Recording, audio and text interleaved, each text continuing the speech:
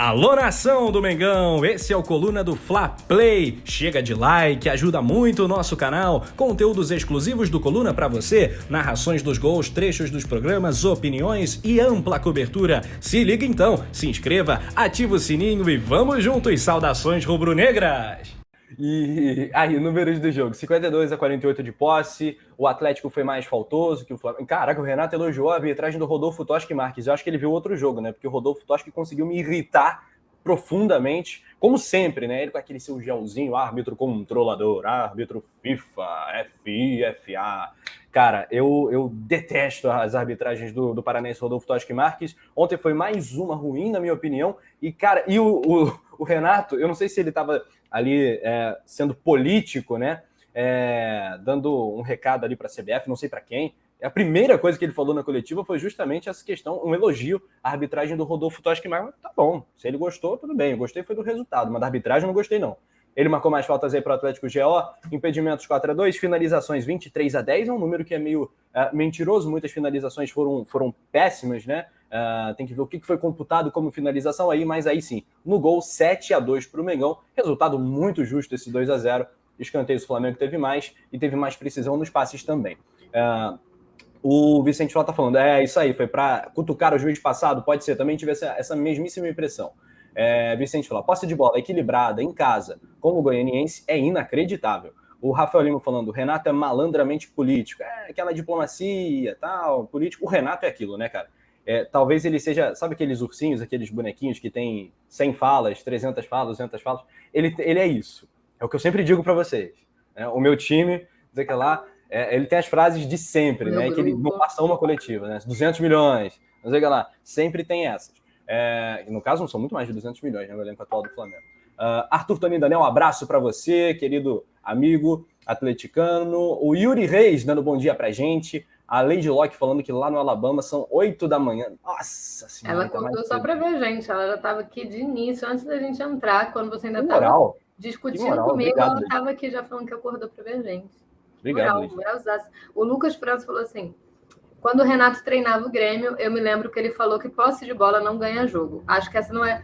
Gente, tem uma... Não sei se está atrapalhando vocês esse som desse helicóptero. Ele veio entregar os 3 pontos aqui em casa, né? Que é da rodada. E aí ele tá inconveniente. Mas aí ele falou assim, cara, acho que essa não é a prioridade dele. E claramente não é. Assim, porque tem uma coisa que pouco mudou de um Flamengo para outro trabalho, independente do treinador que passava, é que o Flamengo sempre tinha mais posse de bola em relação ao adversário. E muito mais. Não era pouco mais, não. Era muito mais. Com o Renato, não. Com o Renato no Atlético Paranaense, por vezes, por vários momentos, eu acho que até terminou o jogo com uma posse de bola inferior ao adversário.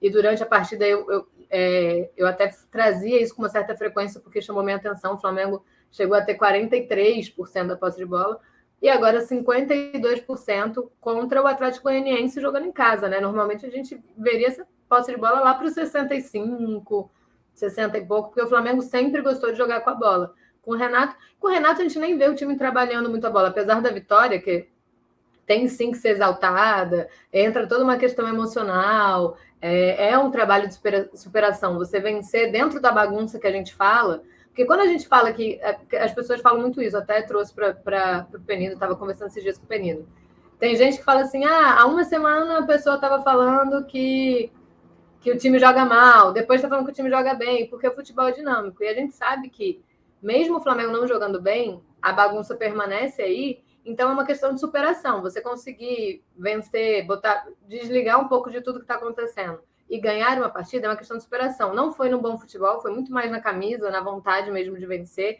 na obrigação e na pressão da torcida, que sabia que se não vencesse, a torcida iria cobrar ali no Maracanã. Mas é muito curioso essa posse de bola, porque a posse de bola sempre foi algo que o Flamengo valorizou demais. E agora com o Renato a gente nem vê essa troca, né? É muito mais... O primeiro tempo foi quase isso tudo, assim, era só lançamento. O Davi Luiz, ele pegava na bola, dava ordem, dava um lançamento, porque ele não tinha com quem trabalhar, assim. É muito louco como o Renato tem dificuldade em montar, em trabalhar o meio de campo, como o Flamengo não funciona naquele setor de criação. E eu espero, do fundo do meu coração, que seja muito mais uma questão de ausência do Arrascaeta, que consegue trazer essa qualidade ali para o meio do que, de fato, essa dificuldade que o Renato tem em trabalhar meio campo, porque ele não é um setor que não existe desde, pelo menos, que o Arrascaeta foi embora. Então, eu espero mesmo, eu torço muito para que seja um problema sanado com o retorno do Arrascaeta. Senão, o Arrascaeta vai ser uma peça nula nesse esquema do Renato. Se o Flamengo continuar com essa dificuldade, o Arrascaeta vai ter muito problema em jogar bola. E a gente sabe que o Arrascaeta mais gosta de fazer é jogar bola, né? É verdade. E, cara, eu tô muito ansioso pro retorno do Arrascaeta, concordo contigo, inclusive a Letícia Marques, ela abriu uma corneta tremenda aqui pro Andreas Pereira, que ontem, de novo, esteve muito mal mesmo. E assim, a gente achava que o Andreas estava ali praticamente assegurado como um novo titular, e hoje a gente já pode discutir eu li isso diversas vezes. É verdade. E hoje a gente já pode discutir se o Michael é o novo titular desse time, né? Olha que loucura. Eu acho até que para a final da Libertadores, por exemplo, é muito complicado você tirar o capitão, você tirar o Everton Ribeiro, por mais que a fase dele não seja boa, mas o Everton é o mágico, né? Ele é muito genial, ele é diferente demais. Deixa o Michael com opção no segundo tempo, né? Que vai dar bom. Que vai dar bom. Mas eu não tornaria o Michael titular absoluto nesse momento. E olha que dia terrível para falar isso, né? Dia em que nós estamos aqui reverenciando mais um jogo importante onde a individualidade do Michael resolveu. E ele tá aí com FIFA The Best em suas mãos. O nosso querido Robozinho, quando ele tá feio, gente, esquece. Não, e a carinha dele comemorando que agora ele pegou uma maniazinha de fazer uma boquinha aberta assim, viradinha assim, uma carinha de criança correndo, que você fala assim, cara, esse cara é muito puro. Ontem, depois do segundo gol, eu tava conversando com os amigos falando assim, cara, atualmente o melhor jogador do Flamengo, sem dúvida nenhuma. E, cara, imagina se esse cara... eu concordo muito com você na questão da Libertadores, porque, assim, eu acho até que é muito importante para o Flamengo ter armas tão letais no banco de reserva. Porque, por exemplo, se você começa com o Michael e o Ribeiro no banco, se o Michael não estiver bem, o Ribeiro não é essa arma, ele não vai bagunçar o adversário se ele entrar. Ao contrário do Michael. Se o Ribeiro não estiver muito bem, você tira ali o Ribeiro, por exemplo, põe o Michael, você sabe que pelo menos canseira o Michael vai causar no adversário, né? Você sabe que pelo menos essa baguncinha ele vai conseguir. Então, seria minha opção. Mas eu falei, cara, já pensou se esse cara mete o gol do título da Libertadores? Que história que seria do Michael? Assim, vai ser ele, acho que vai ser ele. Cara, numa superação absurda. Eu acho que e seria uma história do futebol, muito mais do que Flamengo, de superação mesmo, Michael, pela história dele, que a gente sabe, e ainda mais nesse ano que ele revelou a questão da depressão, que a gente já tinha conhecimento de outras, da questão do vício e tudo mais, mas a depressão não. E aí ele fala sobre isso, vive o auge. Imagina se o cara ainda faz o gol. Aqui, ó, o André Marinho falou do Mundial. Pode ser, vai que o Flamengo ganha a Libertadores, vai para o Mundial, ele ainda faz um gol no Mundial, ou faz o gol da Libertadores, enfim. Mas se ele faz um gol em uma dessas partidas, que loucura seria. Seria uma história muito emocionante. Acho que viraria um documentário. Vamos às notas, vamos dar notas aí para as feras, para os coringas do Mengão. Um abraço para o Nilson Batista Júnior falando: Michael está sendo imprescindível. O Lucas França, faltam 21 dias para a final da Libertadores, o Mengão tem que melhorar muito até lá. E a gente pode falar bastante, né, do Palmeiras, que pode aproveitar algumas dessas fragilidades que o Flamengo tá demonstrando, né? Isso não pode acontecer. Vamos embora. Diego Alves, nota 9 para Ana, nota 8 para o Rafa. Isla, 7 para Ana, 8 para o Rafa. Rodrigo Caio, 7,5, 8,5. Davi Luiz, 8, 8,5. A gente não combinou em uma nota? Não é possível, a gente não combinou em uma nota. Acho que não. Não tô legal. Não estou. A gente combinou em uma. Tá vendo? Para já morrer, mais um argumento seu que já vai cair por terra. Tá vendo? Antes da hora. 10 para o Michael. Ana Beatriz Arte deu. Eu dei 9,5. Vocês sabem que 10 é hat-trick. Em caso de hat-trick, nota 10. Tá bom. Você tá querendo demais. Michael tá fazendo gol atrás de gol todo jogo para você. Você não vou largar a mão no 10. Não, tô guardando 10 aí para ele num hat-trick. Lucas França, deixe seu like. Justiceiro do Povo. Eu gosto do Justiceiro do Povo. Eu gosto desses nomes assim. Justiceiro do Povo. Tá ligado aqui no Coluna do Fla. A gente combinou no Bruno Henrique, né? Lady Locke tá aqui. Deem as notas aí para os jogadores do Mengão que a gente vai ler. Atuações de destaque, eu acho que dos que entraram, né? Só quem fez alguma coisinha mais de diferente foi o Thiago Maia, né, Ana? Que participou do gol. Ali ele fez um passe no meio do campo, o Bruno Henrique pisa na bola, deixou pro Gabigol, que toca pro Michael, devolve pro Gabi, que devolve pro Michel, ele faz um golaço coletivo, um gol muito especial, daqueles maneiríssimos, e o Maracanã foi abaixo, foi muito legal esse gol do Michael. Foi, cara, mas eu não gostei da parte do Thiago Maia, não. Thiago Maia tem um certo tempo que ele caiu tá muito. que ele tá me deixando assim. Porque antigamente, assim, tudo bem que eu não lembro de um momento do Thiago Maia em que ele teve uma sequência muito boa, mas às vezes ele fazia um jogo muito bom, aí ele caiu um pouquinho no outro, depois fazia um muito bom de novo. E agora faz um tempo já que eu não vejo uma sequência boa dele, assim. Participou do gol, maravilha, mas ele foi muito atrapalhado ainda, assim, vários momentos em que ele perdia umas bolas. Muito. Como é que eu posso falar? Tem momentos que ele está desligado demais e não é muito dele isso, assim. E uma dificuldade em trabalhar, como eu disse, pode ser uma questão de como o Renato tem trabalhado no meio-campo, pode ser essa dificuldade que a gente tem visto e acompanhado. Mas eu não tenho gostado muito das partidas do Thiago Maia, não. Acho que, beleza, entrou, ajudou muito no gol, mas eu não. Eu acho que de todos foi o também, que menos chamou minha atenção. Assim, o Rodinei, o João Gomes, na Beatriz, por exemplo. o Rodinei, que ele porque tentava... mas o Rodinei, você não tem uma expectativa boa sobre o Rodinei, né? Tão alta, assim. Se ele fizer algo bom, você surpreende. Se ele fizer uma partida boa, você surpreende. É lucro que tá vindo, entendeu? Então, assim, Cara, mas você não alguns você não olha para o barulhinhos. Rodinei e fala, opa, o Rodinei tá entrando.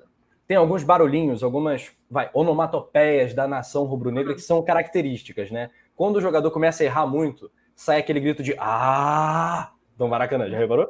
O Rodinei é sempre isso. Na segunda que ele é sempre isso. Ele Porque... Não, o que vai subindo, ele vem de baixo, no Maracanã. Pro Rodinei é sempre isso, bicho. O René é outro, é sempre isso. Uma coisa muito boa que o Renato fez ontem, foi muito bom. Assim, eu acho que foi pensado. Se não foi, eu tô dando essa moral para ele. Que ele substituiu o Ribeiro junto com o Michael. Então o Ribeiro saiu no meio de um bando de aplausos, muitos aplausos. Ele até sai aplaudindo também, tipo assim, obrigado, galera. Sendo que, com certeza, se o Ribeiro sai sozinho, rolariam algumas vaias, porque tem uma ala da torcida que já está meio saturada, né? Eu não sou essa ala, eu ainda acho que ele é uma peça. Não acho que ele esteja tão ruim quanto falo. Está bem abaixo do que a gente é acostumado a ver do Ribeiro. Não acho que ele está tão ruim assim, mas ele seria vaiado com certeza. Pode não ser uma vaia colossal, mas ele rolaria umas vaias. E não, ele saiu sob aplausos assim, absurdos, achando que, tava arrasando. Ele agradeceu os aplausos. Tipo assim, obrigado, galera. Sendo que era o Michael saindo do outro lado do campo, assim, entendeu? Ele não tinha nem como vaiar com o Michael saindo junto. É verdade. A galera tá perguntando, o Justiceiro do Povo, para vocês dois, qual a nota pro time? Num geralzão, Justiceiro. Boa, Justiceiro. Deixa eu começar. Qual seria a sua nota? Não, pode falar aí. Deixa eu refletir aqui. Para eu discordar de vocês. Não, eu vou discordar. Eu quero discordar. Eu quero saber qual nota eu vou eliminar aqui já. Não, eu vou dar uma nota 7, porque para mim não passou do razoável como um todo. O segundo tempo melhorou muito, mas no primeiro tempo, assim, o Flamengo pouquíssimo criativo, o meio de campo do Mengão muito mal durante o jogo. Eu gostei da postura dos nossos zagueiros, da nossa zaga como um todo, da linha de zaga também do goleiro, mas achei Gabigol e Bruno Henrique, por exemplo, muito apagados também. É bem verdade que o Bruno Henrique quase fez um golaço ali de fora da área, mas eu acho que não passa de um 7, não. E essa nota é muito puxada pelo Michael e pela zaga, apesar de eu não gostar do sistema de marcação do Renato. Eu acho que é muito por aí. Isso foi o que aconteceu de bom ontem. Cara, eu daria 6, até um pouco menos, assim, porque eu acho que o Flamengo... uma coisa que a gente é muito acostumado a ver do Flamengo, independente de times, do time de 200 milhões ou não, é que quando existe essa pressão toda e o time precisa dar um resultado contra um adversário bem inferior, bem mais fraco, o Flamengo normalmente faz um jogo muito interessante, né? Mesmo que seja na raça. Assim, é um jogo... Ontem era um jogo para ser muito interessante para o Flamengo. Era um jogo para o Renato tentar abafar legal a quantidade de crítica, tentar amenizar o clima e tal. E é um jogo que ainda assim o Flamengo encontra muita dificuldade. O Flamengo ainda demonstrou muita dificuldade, seja em sair jogando, seja de trabalhar a bola, no setor defensivo, que sim, estava bem melhor, até muito pela questão da zaga titular, né?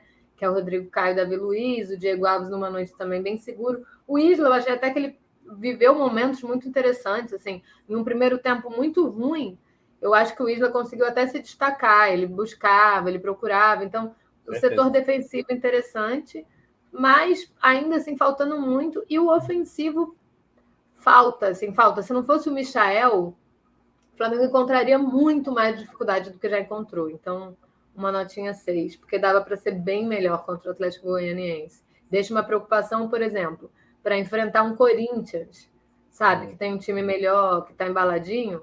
Se for dessa mesma forma, no Maracanã, vai penar legal para o Corinthians, entendeu? Então, dou uma nota 6.